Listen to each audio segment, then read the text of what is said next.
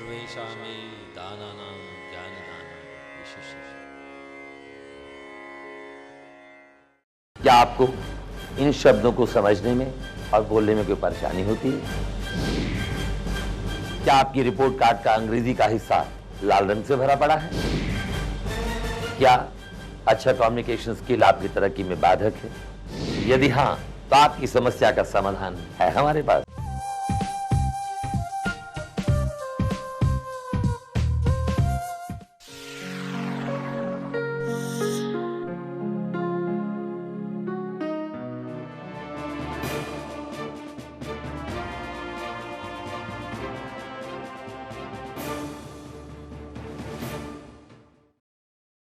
पिछली क्लास में मैंने आपको पढ़ाया था प्रेजेंट सिंपल, टेंस से स्टार्ट किए थे, पास्ट सिंपल और क्या पढ़ाया था, फ्यूचर सिंपल। तो मैं हूं की अंग्रेजी क्या होती है? मैं था, और मैं होऊंगा की अंग्रेजी पढ़ाई थी मैंने आपको, I will be, I am, I was, I am, ऐसे करो, I was, I will be. मैं हूं क्या है? प्रेजेंट, मैं हूं आज, आई एम। और हाथ ऐसे क्यों करते हैं? आई वॉज, बोलिए I was, I will be. Will be का मतलब क्या है? Future, right. तो मैं हूं, मैं था, मैं हूंगा। होऊंगा में आई विल के साथ बी लगाया क्योंकि बी का मतलब होता है होना और विल आता है आगे के लिए। ये मैंने सारा 3 लेसन आपको एक्सप्लेन किए थे।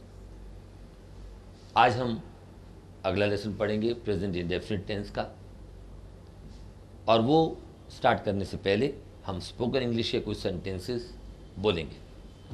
Sentence number 1,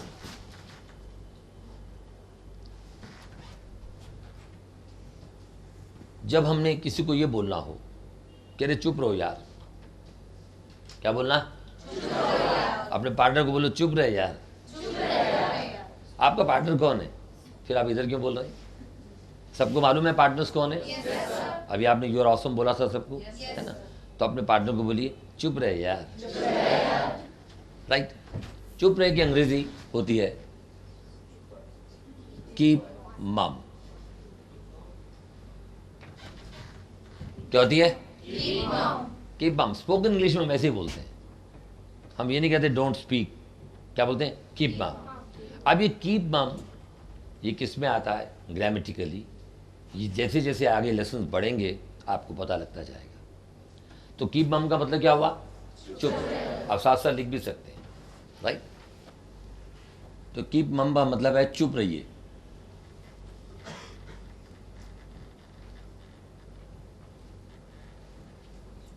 right.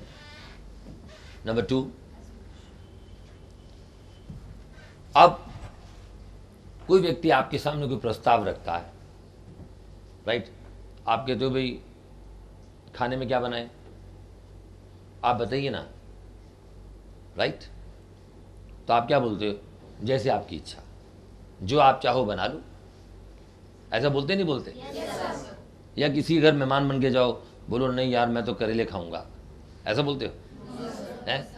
अच्छा ऐसा करो, जो लोग नॉन वेज खाते हैं, तुम चिकन मंगा लो और 2-4 सब्जी बना लो, ऐसा बोलते हो क्या? हम क्या बोलेंगे? जैसे आपकी इच्छा, राइट। तो जैसे आपकी इच्छा की अंग्रेजी क्या होगी? As you wish. क्या बोलते हैं? As you wish, right. अब ऐसे ही जब माँ बाप लड़कियों के लिए लड़के देखते हैं, पसंद करते हैं शादी के लिए, तो लड़की को अगर लड़का अगर पसंद आ जाए, पसंद नहीं है तो क्या बोलेगी? पापा मेरे लिए ये लड़का मिला था क्या? और पसंद आ जाए तो क्या बोलेगी? एज यू विश पापा, जैसे आपकी इच्छा हो, राइट। आकाश के लिए कोई लड़की देखी तो आकाश भी शर्मा के क्या बोलेगा? पापा जैसे आपकी इच्छा, मुझे मत पूछिएगा, है ना? As you wish, all right. Now who is Akash? हाँ, तो इतना खुश होने क्या बात है? अभी तो बेटा बच्चे हो, शादी की बात थोड़ी, ऐसे मजाक कर। बैठ जी। नाउ नंबर 3, अब अधिकतर लोग अपने जीवन के अंदर निर्णय नहीं ले पाते।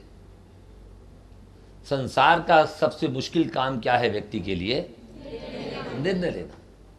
जब निर्णय की घड़ी आती है तो आप बड़े कंफ्यूज हो जाते हैं कि मैं इधर जाऊं या उधर जाऊं।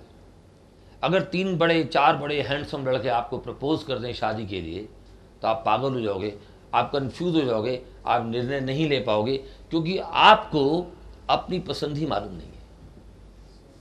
ये हम कराते हैं पर्सनालिटी डेवलपमेंट कोर्स के अंदर कि निर्णय कैसे लें, मेरे चॉइस की चीज क्या है, कैसे निर्णय लिया जाता है। और तो और निर्णय का कंफ्यूजन का एग्जाम्पल सबसे बढ़िया मैं आपको यहां दे सकता हूं कि जब आप किसी रेस्टोरेंट में खाने के लिए जाते हैं, आपके सामने मेन्यू कार्ड लाया जाता है, तब भी आप डिसाइड नहीं कर पाते क्या खाएं और क्या ना खाएं। कुछ लोगों का तो फिक्स्ड होता है, कुछ लोग होते हैं जो डिसीजन लेते हैं और कुछ लोग डिसीजन नहीं ले पाते, निर्णय नहीं कर पाते, ये खाएं, अच्छा ये नहीं, ये खाएं। आप सच बताओ, ऐसा कंफ्यूजन होता है या नहीं होता? होता है? तो 3 बार बोलेंगे yes sir, yes sir, yes sir, yes sir. अब देखो ये ऋषा जो है हंसने ये थी जैसे मेरी नजर की फीलिंग करने लगी है। चलिए हंसना है बेटा, ठीक है। चलिए, तो ऐसे व्यक्ति को जो निर्णय नहीं ले पाते हम बोलते हैं विशी-वाशी। क्या बोलते हैं?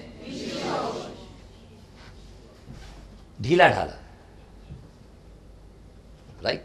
अब इसका मतलब ये नहीं है कि आपने कोई व्यक्ति ढीले ढाले कपड़े पहन के आया तो आपने कहा ये तो बड़ा विशी-वाशी है, ऐसा नहीं है। विशी-वाशी पर्सन होता है और विशी-वाशी चीज के लिए भी आता है। जब कोई पतली चीज आप ज़्यादा ही पतली कर देते हैं, जैसे फॉर एग्जाम्पल आपने दाल बनाई घर के अंदर, आप में से किसी ने एनसीसी कैंप को अटेंड किया है?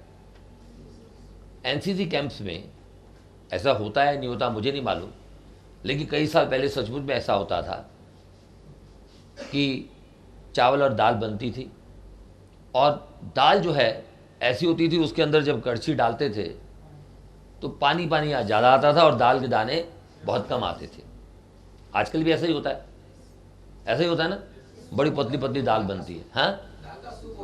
हाँ, वेरी गुड। क्या नाम है आपका? अमर। Beautiful, wonderful, great. तो जब आपके लिए क्लैप किया जाए तो इनको नहीं पता अमर कौन है, तो आपने क्या करना है? सबको हाथ हिलाकर ऐसे इसको एक्नॉलेज करना है। तो उस दाल को हम क्या बोलेंगे? विशी-वाशी दाल। ऐसे ही कुछ लोग मेहमानों का स्वागत दिल से नहीं करते, वार्म वेलकम नहीं करते। खुद जब रूह अफ़ज़ा पिएंगे तो पानी के अंदर अच्छा रूह अफ़ज़ा डालेंगे। रूह अफ़ज़ा सब पीते हैं ना देश के अंदर, कितने लोगों ने टेस्ट किया हुआ? वेरी गुड, सब ने किया हुआ। तो रूह अफ़ज़ा खुद अच्छा अच्छा मीठा मीठा बनाएंगे और जैसे ही कोई आएगा कहेंगे आप पीजिए ना रूह अफ़ज़ा, तो कहेगा चुप हो जाएगा बेचारा। रूह अफ़ज़ा बना के लाएंगे तो पानी होगा और 2 बूंद रूह अफ़ज़ा की डाल के फीका फीका दे देंगे। तो ऐसी रूह अफ़ज़ा को हम क्या बोलते हैं? विशी-वाशी रूह अफ़ज़ा। और कई लोग तो वो 2 बूंद भी नहीं डालते, इतनी कंजूसी करते हैं, पानी देते हैं और साथ में बॉटल दिखा देते हैं कि ये रूह अफ़ज़ा की बॉटल देख लो, पानी पी लो। ऑलराइट। तो ऐसी शिकंजी में होता है कि ज़्यादा नींबू नहीं डाला, ज़्यादा चीनी नहीं डाली, फीका फीका बना दिया, तो हम कह सकते हैं इससे विशी-वाशी शिकंजी, राइट। नाउ समझ आ गया? अब देश का नेतृत्व करने के लिए क्या हमें विशी-वाशी लीडर्स चाहिए? स्ट्रॉन्ग लीडर्स चाहिए। तो विशी-वाशी नेता अपने राष्ट्र को भी ठीक दिशा में ले नहीं जा सकते। Next, number 4। अब इसको मीनिंग ऐसे लिख सकते हैं, वाटरी, मतलब पतला हो गया, राइट। और इनडिसाइसिव, इसे बोलिए क्या बोलते हैं? इसे जो निर्णय नहीं कर पाते, इनडिसाइसिव। डिसीजन होता है निर्णय, यह है इनडिसाइसिव। अब इसको आगे चलकर हम डिटेल में एक्सप्लेन करेंगे, अभी आज के लिए इतना काफ़ी है क्योंकि हम ध्यान दे रहे हैं विशी-वाशी को। अर्थ समझ आ गया? वाटरी और इनडिसाइसिव, बोलिए इनडिसाइसिव, जो निर्णय नहीं ले पाता। अब ये बड़ा ही कॉमन है, ए वाइट एलिफेंट, बिल्कुल ठीक है, सफेद हाथी लिख सकते हैं आप।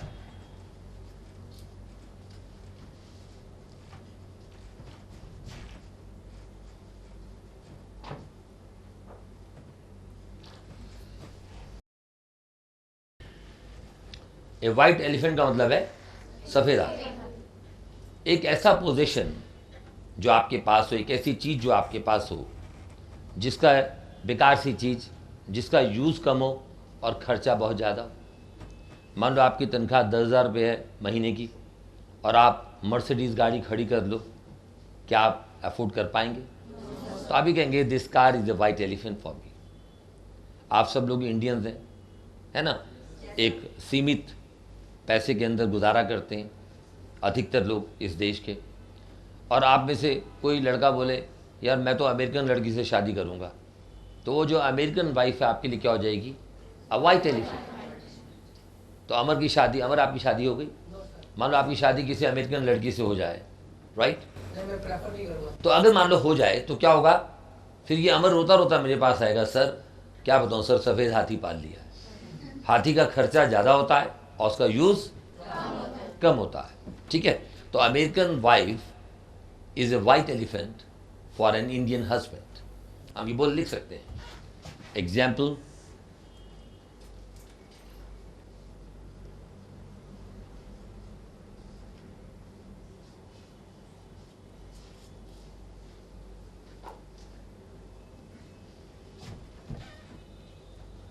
बोलिए an American wife is a white elephant for an Indian husband. फिर दोबारा बोलिए,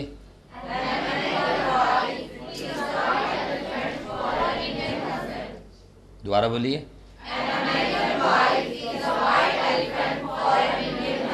तब तक बोलते रहो जब तक मैं लिखना रहा। स्टार्ट।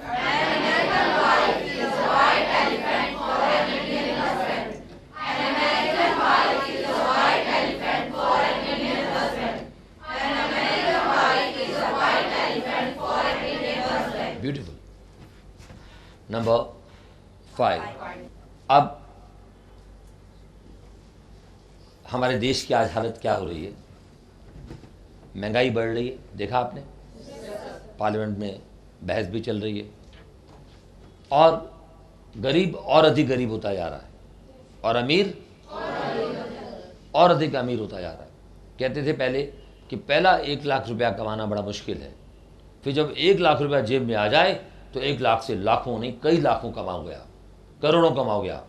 लेकिन आजकल स्थिति ऐसी नहीं है, आजकल लाख रुपए की कोई कीमत ही नहीं, राइट? लेकिन ये कहावत चली आई क्या कि पैसे को ही पैसा खींचता है, पैसे से ही पैसा बनता है। तो हिंदी में कुछ इस प्रकार बनी कहावत।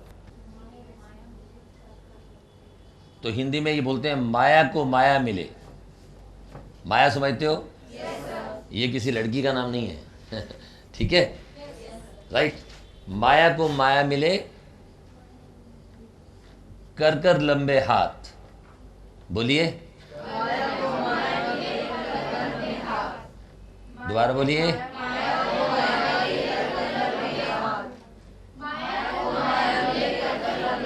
एक बार जोर की बोलिए।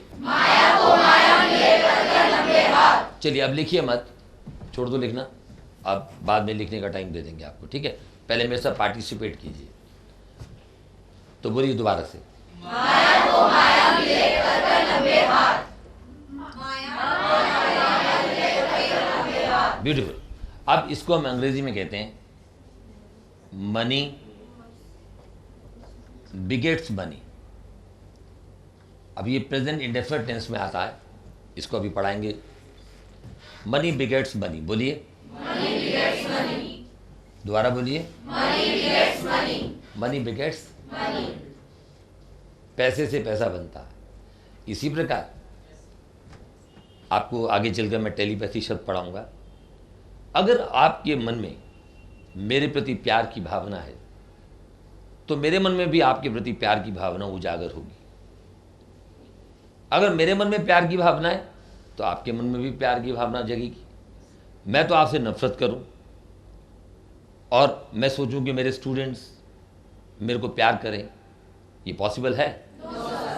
पॉसिबल है? 3 बार बोलेंगे, no sir, no sir, no sir.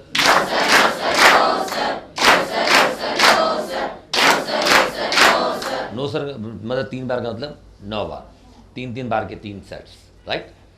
सो यहां पर एक सेंटेंस बनता है कि प्यार से प्यार जन्म लेता है। संसार का कोई भी ऐसा व्यक्ति नहीं है जिसको आप प्यार करो और उसके मन में नफरत पैदा हो। अगर कोई आपसे नफरत भी करता है तो आप अपना भावना प्रेम की रखिए, एक दिन आपकी जो तरंगे हैं उस तक पहुंचेंगी और वो भी आपसे प्रेम करना शुरू कर देगा। तो यहां बना लव बिगेट्स लव, प्रेम से प्रेम जन्म लेता है। अब यह ये भी कहते हैं, प्रेम को प्रेम मिले कर कर लंबे हाथ, राइट? तो बोलिए, लव बिगेट्स लव। दोबारा से बोलते रहिए, love begets love, love begets love, love begets love, love begets love, love begets love, love begets love, love begets love, love begets love, love begets love, love begets love, love begets love, love begets love. That's right, thank you. अब ये उतार लीजिए।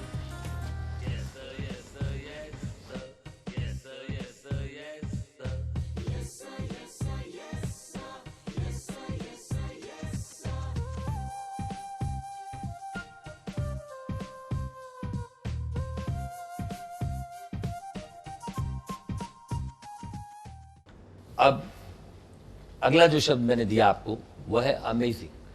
बोलिए amazing. Amazing. ये amazing कब बोलते हैं? जब आप किसी चीज को, किसी के परफॉर्मेंस को देख के तारीफ करना चाहते हैं, आपको आश्चर्य होता है। जैसे मान लो, क्या नाम है आपका? नेहा। तो नेहा ने मुझे आगे बताया कि सर मैंने दिल्ली यूनिवर्सिटी में टॉप किया है। मैं क्या बोलूँगा, वाओ। जब हम कोई भी ऐसी बात एक्सप्रेस करना चाहते हैं जिसमें आश्चर्य का भाव हो, खुशी का भाव हो, तो वाह बोलते हैं, राइट? याद है? मैं अपनी खुशी जाहिर करता हूं, मैं कहता हूं अरे वाह, अरे वाह की अंग्रेजी क्या थी? वाह। और यहां क्या बोलूंगा मैं? अमेजिंग। क्या बोलूंगा? अमेजिंग। अमेजिंग भाई, बड़ी आश्चर्यजनक, matter of surprise and wonder. क्या लिखा? Matter of surprise, causing astonishment, causing surprise और वंडर। ठीक है? जब भी आपको कोई आश्चर्यजनक कोई सूचना मिलती है, राइट? जैसे फॉर एग्जाम्पल आपकी सहेली आपको आकर के बोले, अरे सुन सुन सुन, वो जो बरखा है ना हमारी क्लास में जो पढ़ती है, बोले हाँ, बोले सलमान खान ने उसे प्रपोज किया है, वो उससे शादी करना चाहता है। तो बोले सलमान खान तो कितने साल का है? हाँ, 48 ईयर्स का है। तो बोले हाँ, बरखा भी तो 38 की है। हाँ, बोले फिर तो ठीक है, जोड़ी ठीक बनेगी।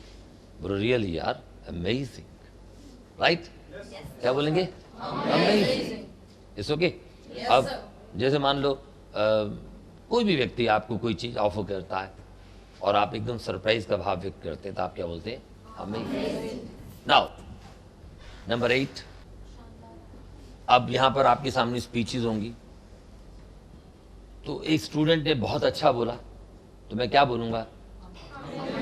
Amazing performance. क्या बोलूंगा? Amazing performance. Amazing performance, right? बोलिए amazing performance. Amazing performance. Amazing performance. Amazing performance. Performance कहते हैं द एक्ट ऑफ डूइंग, जो काम आप करते हैं उसे हम बोलते हैं परफॉर्मेंस। जैसे फॉर एग्जाम्पल आपने स्टेज पर कोई नाटक किया और आपका जो अदाकारी थी बहुत अच्छी थी, बहुत बढ़िया आपने काम किया, हम कहेंगे अमेजिंग परफॉर्मेंस। बोलिए अमेजिंग परफॉर्मेंस। ऐसे करके amazing performance. Amazing performance, right? जिसमें आश्चर्य भी है, तारीफ भी है, right?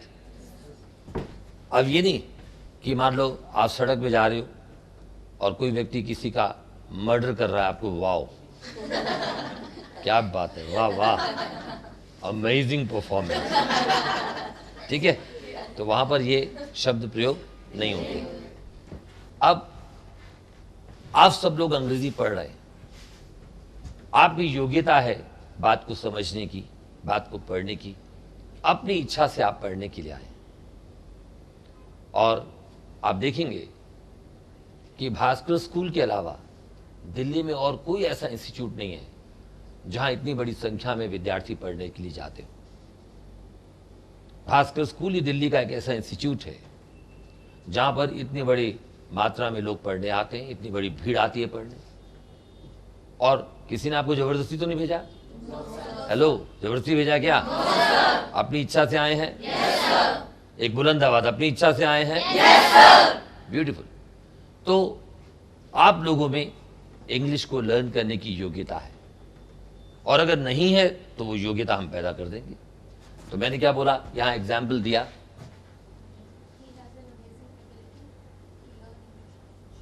he has an amazing ability to learn English language. एक बार तो रिपीट करेंगे दोबारा से, स्टार्ट। ब्यूटीफुल। जब आप इकट्ठे बोले तो एक दूसरे की आवाज का ध्यान रखिएगा, ताल से ताल मिलाकर फिर आप लिख रहे हैं।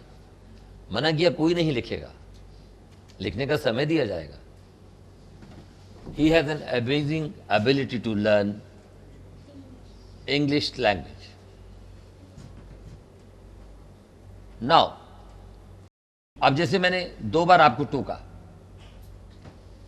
कि मत लिखिए, क्योंकि आपके ब्रेन को आदत क्या पड़ी है, बोर्ड पे देखा फिर लिखा, बोर्ड पे देखा फट, तो वो मैंने प्रैक्टिस हटा देनी है।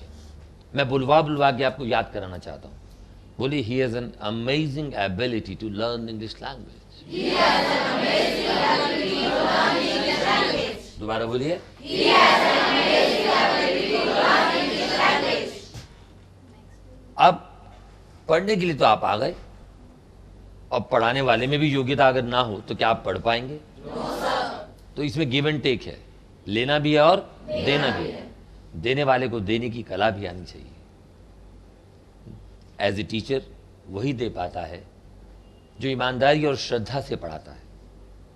श्रद्धा की अंग्रेजी होती है फीलिंग ऑफ वेनरेशन, राइट? अभी लिखवाऊंगा मैं आपको। तो हम क्या बोलेंगे, ही हैज, या बोलेंगे आवर सर। ये मैं अपनी तारीफ करने के लिए नहीं लिखवा रहा, केवल सेंटेंस लिखवा रहा हूं, right? Our sir has an amazing ability. अब सर मैं भी हो सकता हूं और कोई और भी टीचर हो सकते हैं।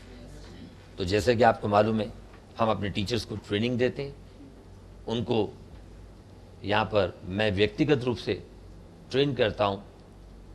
अपना पूरा सिलेबस हम डिसाइड करते हैं, फिर उनको बताता हूँ कि ऐसे पढ़ाओ, ऐसे पढ़ाओ, ऐसे पढ़ाओ। तब जाके वो अलग अलग ब्रांचेस में, भास्कर स्कूल की ब्रांचेस में वो लोग पढ़ाते हैं, राइट? तो our sir has an amazing ability. और जब हमारे टीचर्स तैयार हो जाते हैं पढ़ाने के लिए, फिर मैं उनको ब्रांचेस में अपॉइंट करता हूँ, उनको अपॉइंटमेंट लेटर देता हूँ। तो ये उनके बारे में भी बोला जाता है, our sir has an amazing ability to teach English language. बोलिए,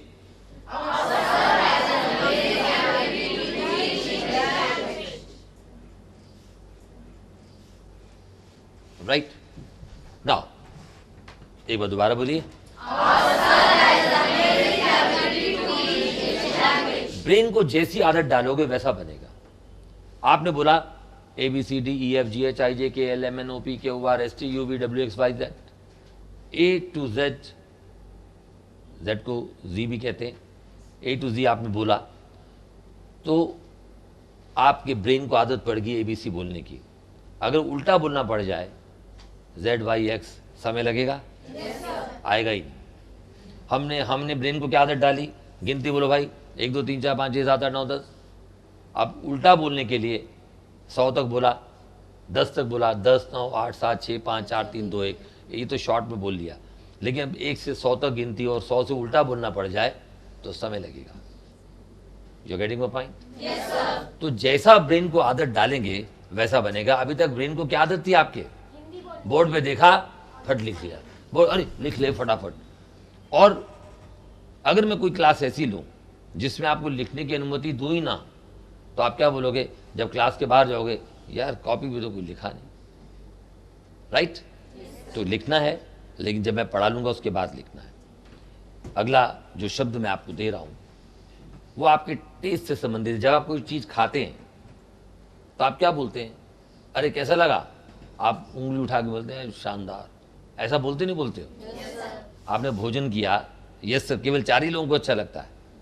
आपने अगर कोई भोजन किया और आपको अच्छा लगा तो आप ऐसा उठा के उंगली उठा के बोलते नहीं बोलते हो शानदार, मजा आ गया?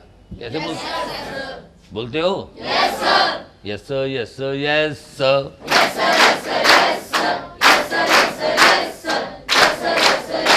ब्यूटीफुल।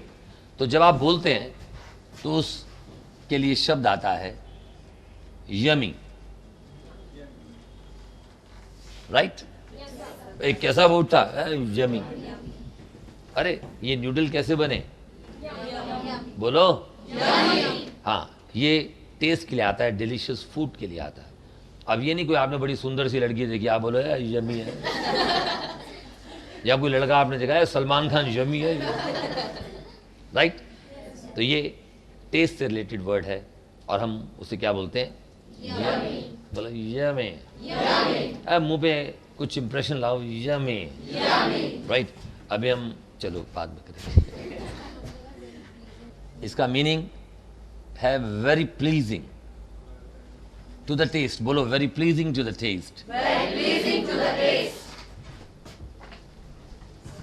बोली वेरी, बोलते रहो जब तक मैं लिखना लूं।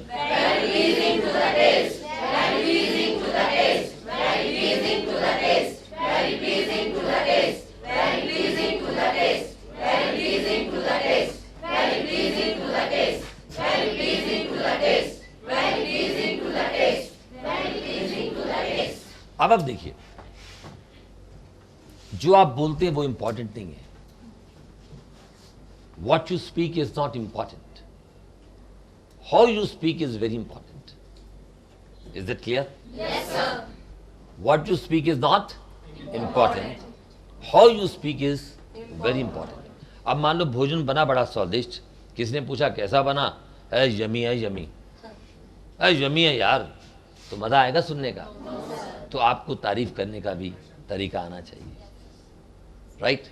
आप कैसा बोलते हैं वो बड़ा इंपॉर्टेंट है। Is it clear? अब आप बता दीजिए।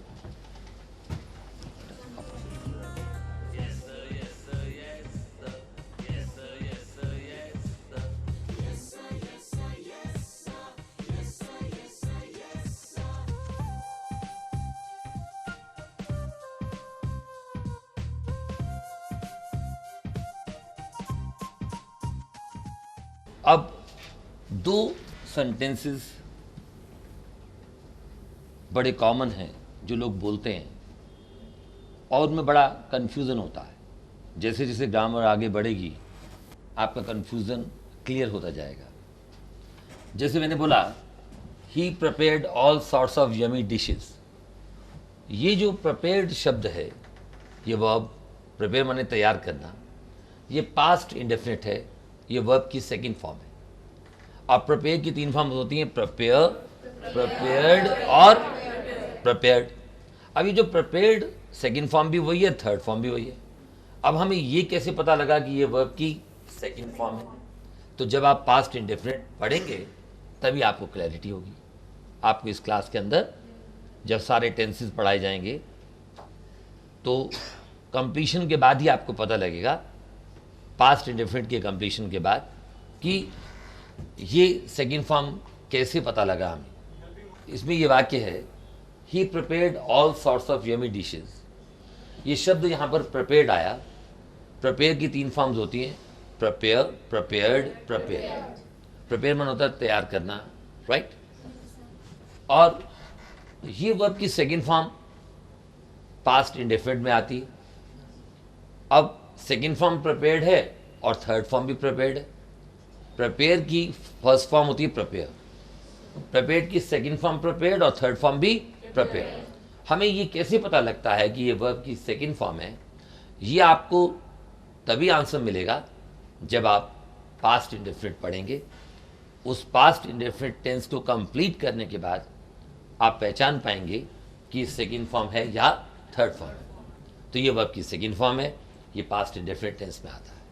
ठीक है, अब मैं आपको आगे ये कहना चाहता हूं कि दो सेंटेंस होते हैं जो आप सब लोग बोलते हैं। वो सेंटेंस इतना इंपॉर्टेंट है कि आपको जीवन में कभी ना कभी, कहीं ना कहीं, किसी ना किसी वक्त बोलना ही पड़ता है।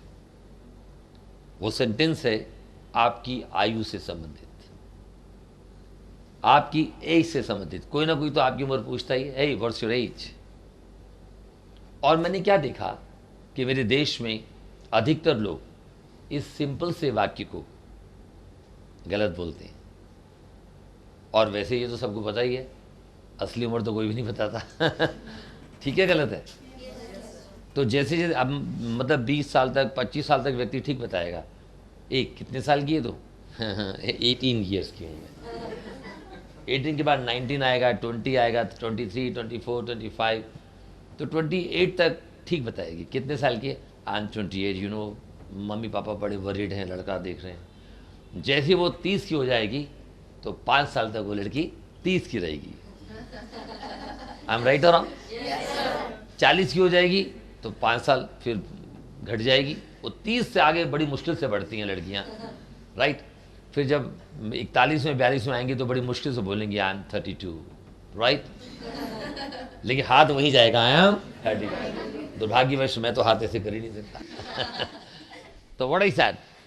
तो ये बड़ा कॉमन वाक्य है जो हर मानव को बोलना पड़ता है। लेकिन बहुत लोगों को मैंने क्या देखा कि वो लोग गलत बोलते हैं। मान लो आपकी आयु 14 वर्ष की है ना। मैं 14 से ऊपर आपको कभी नहीं ले जाऊंगा, ठीक है। तो नंबर 12 में मैंने दिया आई एम 14 years old।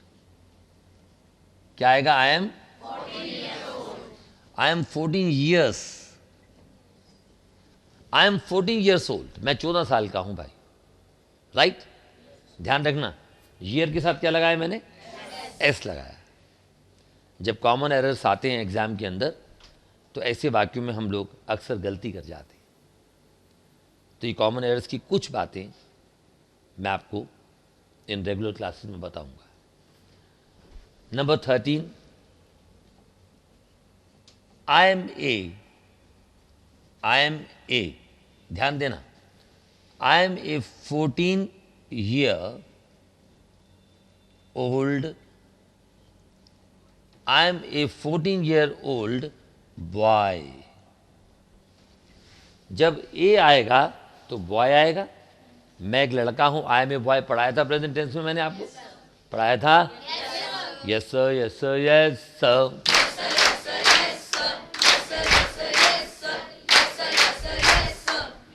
तो आई एम ए बॉय, मैं एक लड़का हूं। कितने साल का हूं भाई? 14 year old। तो I am a 14 year old boy और आई एम 14 years old। और आप लोगों को भी जो घर बैठकर टीवी के स्क्रीन पर मुझे देख रहे हैं या कंप्यूटर के मॉनिटर पर मुझे देख रहे हैं या प्रोजेक्टर के माध्यम से बड़े पर्दे पर मुझे देख रहे हैं, आपको भी मेरा ये कहना है, इस बात को ध्यान दीजिएगा। उम्र सही मत बताइएगा। मैं ये नहीं कह रहा कि अपनी सत्य उम्र बताइए, लेकिन सेंटेंस को आप भी इसी तरह से बोलेंगे जैसे मैं क्लास में बोलना सिखा रहा हूँ। I am 14 years old, I am a 14 year old boy. अब इस लेसन की समाप्ति, थोड़ी देर के बाद हम दोबारा मिलेंगे एक छोटे से ब्रेक के बाद। जाइएगा मत, आप भी टीवी के सामने बैठे रहिए, कंप्यूटर के मॉनिटर के सामने बैठे रहिए। मैं अभी वापस लौटता हूँ। इंग्लिश जिनको आती है वो आगे बढ़ जाते हैं। वरना यूं ही बैठे बैठे पीछे रह जाते हैं। अरे इंग्लिश जिनको आती है वो आगे बढ़ जाते हैं, वरना यूं ही बैठे बैठे पीछे रह जाते हैं। 1 मिनट में एक शब्द की अनोखी ये सीख है, खासकर स्कूल में इंग्लिश की अपनी ही टेक्निक है। अब ना बैठे रहना, अब ना पीछे रहना, और फर्राटे से इंग्लिश में कहना। I go to Bhaskar School, you go to Bhaskar School, they go to Bhaskar School, just go to Bhaskar School. Mummy हो या पापा, अंकल हो या आंटी, भास्कर स्कूल में इंग्लिश बोले ये है गारंटी। स्टूडेंट हो या टीचर या ऑफिस वाले बाबू, बिजनेसमैन या प्रोफेशनल, सब पे इंग्लिश का जादू। 1 मिनट में एक शब्द की अनोखी ये सीख है, भास्कर स्कूल में इंग्लिश की अपनी ही टेक्निक है। सबका है ये कहना, सीखो पढ़ना लिखना, और फर्राटे से इंग्लिश में कहना। We go to Bhaskar School, he goes to Bhaskar School, she goes to Bhaskar School, just go to Bhaskar School.